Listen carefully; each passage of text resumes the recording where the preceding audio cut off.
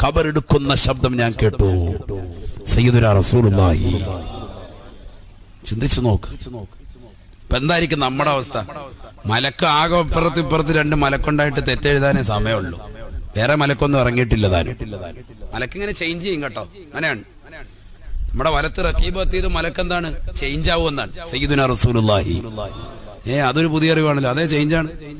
ഹബീബായ റസൂലുള്ളാഹി സ്വല്ലല്ലാഹു അലൈഹി വസല്ലമ തങ്ങൾ പറഞ്ഞില്ലയോ, യതആഖബു ഫീകും മലായികത്തുൽ ലൈലി വ മലായികത്തുൻ നഹാർ യജ്തമിഊന ഫീ സ്വലാത്തി സുബ്ഹി വ ഫീ സ്വലാത്തിൽ അസ്രി. ഹബീബായ റസൂലുള്ളാഹി.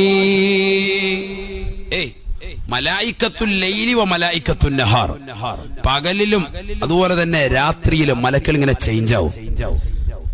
ഒരു കൂട്ടം മലക്കുകൾ എപ്പോ ഇറങ്ങി വരും? സുബൈക്ക് വരും. അപ്പൊ സുബൈ വരെ എഴുതിയിരുന്ന മലക്കുകൾ സുബൈ മുതൽ അസർ വരെയാണ് ടൈം.